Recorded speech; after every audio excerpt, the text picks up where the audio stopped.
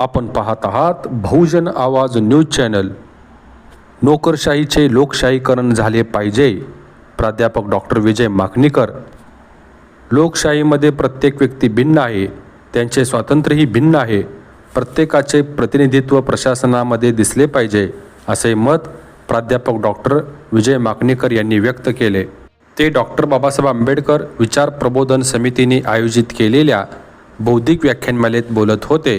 यावेळी प्राध्यापक एम.आर. कांबळे, प्रशांत गायकवाड, दत्ता थोरे, प्राध्यापक डॉक्टर सुहास उघडे, यशोदीप आठवले यांची प्रमुख उपस्थिती होती। पुढे ते म्हणाले की नोकरशाहीचे लोकशाहीकरण होणे अतिशय महत्त्वाचे आहे। सामाजिक व आर्थिक समता प्रस्थापित होणे गरजेचे आहे। यासाठी संविधानिक नैतिकता पाळली पाहिजे। लोकसंख्येनुसार प्रत्येकाला प्रतिनिधित्व द्यावे लागेल, तरच वंचित समूहामध्ये बंधुभाव निर्माण होईल। कार्यक्रमाचे अध्यक्षस्थान निजामुद्दीन शेख यांनी भूषवले। अध्यक्ष आढाव्यात त्यांनी संविधानाची आवश्यकता, संविधानाचे काटेकोर पालन करणे किती महत्त्वाचे आहे याबद्दल आपले मत मांडले।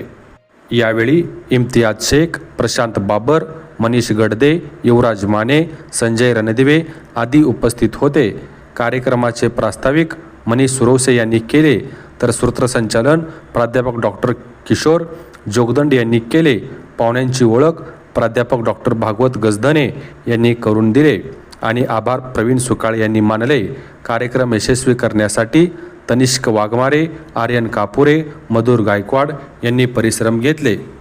ताज्या घडामोडी जाणून घेण्यासाठी आजच बहुजन आवाज न्यूज चॅनलला लाईक, शेअर आणि सबस्क्राईब करा।